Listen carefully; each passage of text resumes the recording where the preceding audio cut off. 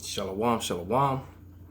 It's your brother Malcolm coming at you with another lesson in truth, giving all praises, glory, and honor unto Yahweh Shem Shai, double honors unto the apostles, who are the true elders of all Israel on earth today, and salutations to the Akim and the confusion of faith brothers that are doing this work in truth and sincerity, risking their lives and their freedom to do so. And salutations to the Akwaf that are now listening and learning. This lesson is going to be quick. I'm going to touch back into this book, A History of Weapons, okay? Which Esau's blessing was the sword. You see all the swords on the cover of the book. As a matter of fact, let's read that. And I'm going to read an insert from the book and then get some scriptures. But let's go to the book of Revelation. I'm not book of Revelations, but Genesis. You know, and we'll start from there because this is all through the Spirit. I didn't, write out a little script of different scriptures and pages to go to in the book like I normally do. I just picked up the book and here we are. So this is Genesis 27 and 40. And actually I'm going to start at 39. Now I start at 38. And Esau said unto his father, hast thou but one blessing for blessing, my father? Bless me, even me also, O my father. And Esau lifted up his voice and wept. So now Esau's crying. All right. Because he was profane and had basically sold his birthright. Okay. And then when it came time to receive the blessing, Esau went in to try to steal the blessing that no longer belonged to him. All right. Christian churches will teach you often that Jacob stole the blessing from Esau. Jacob didn't steal the blessing from Esau. He sold his blessing to Jacob. All right. Which had already been prophesied by the Lord that the second son, the one who came out second, would get the blessing in this case. So it was already prophesied and said by the Most High God that Jacob would receive the blessing. Church people tend to forget that. All right. So when it came time to receive the blessing, Esau actually tried to go in and receive a blessing that no longer belonged to him. Who's the real thief here? Okay. Verse 40. Oh, let me start. Go Salakia. 39. And Isaac his father answered and said unto him, behold, thy dwelling shall be the fatness of the earth and of the dew of heaven from above. And by thy sword thou shalt live. So through violence, through murder, through rape and robbery, through the edge of the sword, you will steal everything from other people. And only the red people, the pale people of the on this earth has gone through the earth and did exactly that. Those are your Edomites. And by thy sword shalt thou live, and thou shalt serve thy brother. And it shall come to pass that thou shalt have the dominion, that thou shalt break his yoke from off thy neck. Verse 41. And Esau hated Jacob because of the blessing wherein his father blessed him.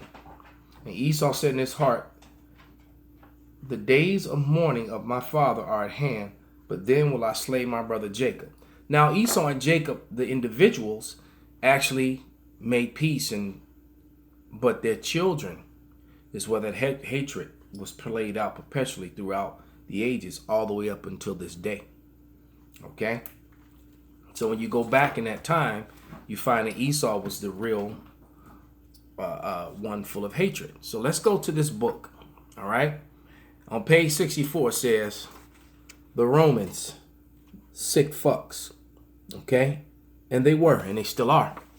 All right? With their weapons and their devices of torture. And it reads, okay, before I get a ton of letters from all our ancient Roman readers, let me explain. It's not that the Romans contributed nothing to society. Remember the John Cleese bit. What have the Romans ever done for us? That pretty much sums it up. Many of their countless contributions to civic engineering are still with us today, which are incredibly flawed, by the way. That's why it's failing now. Because they go not according to the scriptures. Thanks to the Romans, mankind no longer had to shit in the streets, and that's a lie. We just watched Spartacus. They threw their garbage in the streets, okay? Right out the windows. They did it all throughout Europe. You watch those medieval movies, and they show you that too. All right? Because I actually read an insert in history about how beautiful Spain was and clean it was, and the castles and things that were built when the Moors were the rulers there. Moor means black man, and the Israelites and the Moreno Jews, we know what Moreno means, brown person, black person, were rulers in the ruling class people in Spain. How beautiful Spain was when Europe was dirty and filthy. Other parts of Europe was dirty and filthy when the Edomites took it over, man. Okay, but anyway, let's get back in this. It says, thanks to Romans, mankind no longer had to shit in the streets. For the first time ever, people had proper sewage to whisk away their waste. The Romans also gave everybody paved roads and water fountains. All right, they were inventive, but what did they invent? They had a good sense to steal and claim as their own, as it said in their blessing, thou shalt live by the sword. So that's what they did. They would steal and claim as their own, as they still do today. Okay? Including heritages. They'll steal your land and call themselves by the name of that land as if they were those people. And that's why people are so confused about who the races and the nations are today. Especially when you start telling people that it was dark fleshed people, woolly haired people that were the original inhabitants of Europe. People, freak out over that because Esau, when he took it over, he claimed it as if he were always there. That's why there's so much confusion. They often improved these technologies. The Romans had some good qualities, but you have to admit they were sick fucks. They were such gluttons that they routinely vomited up their meals just so they could eat dinner all over again. They also got their rocks off watching slaves die in the Colosseum. They turned crucifixion into a national pastime. And then there were the weapons they created, which is to the front, As the brother Joanna in my camp did, the riddle of steel, Esau, especially once he found out steel, man, how to make and manipulate steel, he really went on a terror, man. Okay? So let's get a couple accounts in the Bible to solidify that. Okay? And then we're going to talk about who those people were being killed in those arenas, because they kind of touch on that in here as well. All right? This is Acts, the 18th chapter. It started at the first verse. I'm going to read to verse 2. And it said, after these things, Paul departed from Athens and came to Corinth. So a lot of this is about Paul and men like Paul and the men who learned under him and were doing the work of Yahweh Shem Abishai, being a follower of Paul, being a follower of a man. How about that? Because Paul followed Yahweh Shai. So you followed his example. He gave you the perfect example. All right. So anyone to tell you any different, they don't know the scriptures and they're probably, they're a false prophet. Okay. And it reads, after these things, Paul departed from Athens and came to Corinth. All right. Hence the letter to the Corinthians. All right. And found a certain Jew, because he went to Corinth. And what did he do? He found a Jew. There was Jews in Corinth. Well, let's see where this Jew came from. It said, found a certain Jew named Aquila, born in Pontus, lately come from Italy, with his wife Priscilla. So remember that whole thing about the Italian band? Just because you were from Italy didn't mean you were an Edomite Roman. All right? You could have been a Jewish citizen in the Roman army, which there are books written about that history. And is also written in the Bible as well. It gives you the account in the Apocrypha, in the book of Maccabees, how Jews would be to be recruited into the Greek and into the Roman armies. All right.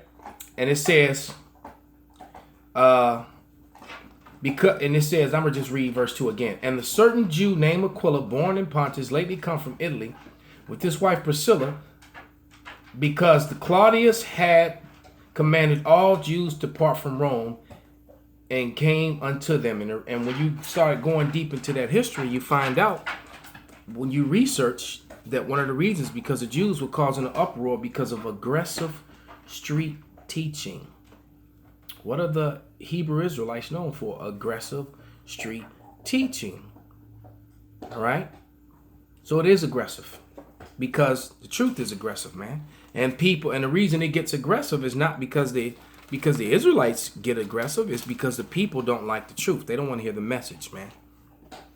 Okay? Let's go to Acts 25 to get an account of how the people would act. Our own people and the heathens. Why? Because you had a lot of our own people who were in position of power who didn't want to give it up. And then the heathens didn't like it because they had no part in the blessings, man. And were condemned to be servants and slaves in the future. Whenever this said Lord, whenever this Yahweh Shah was going to make his return. They didn't want to hear that, man. All right, this is Acts 25:4. But Festus answered, and that Paul should be kept at Caesarea, and that he himself would depart shortly thither. Let them therefore, said he, which is among you are able to go down with me and accuse this man, if there be any wickedness in him. All right? And there was no wickedness in Paul. Paul was doing the work of Yahweh Shai, man. All right? Verse 6, and when he tarried among them more than 10 days, he went down into Caesarea, and the next day sitting on the judgment seat commanded Paul to be brought. And when he was come, the Jews which came down from Jerusalem stood around about him, and laid many and grievous complaints against him.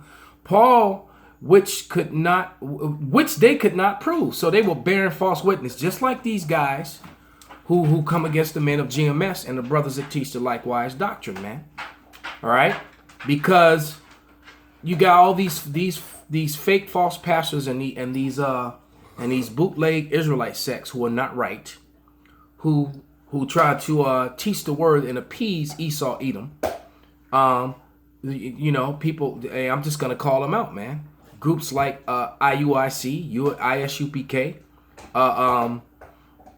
the brothers that used to be with us, tried and refined, trying to appease the black woman and Esau. These groups, by not talking or prophesying about Esau when the Bible says prophesy against Mount Seir. Okay, and other groups, man. Okay, and these fake Christian groups. Okay, because here, before I continue, let's just go to another quick precept. Let's go to Mark 13 and 13. Well, Luke 21, since I'm there. Because I know that Mark 13 and 13, roughly paraphrase, says that the truth shall be even spoken of. This is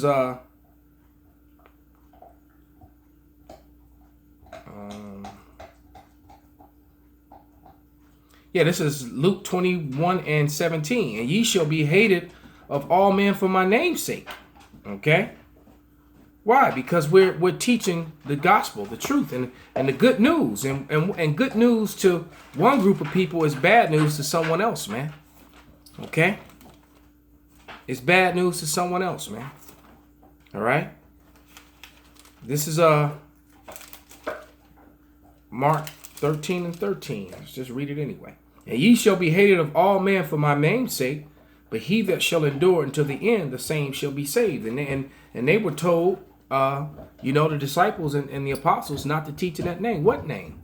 It was Yahweh Shai. They were not told not to teach in the name of Jesus. Jesus is a made up Greek term, man. Okay? They were told not to teach in the name of Yahweh Shai, Hamashiach. All right?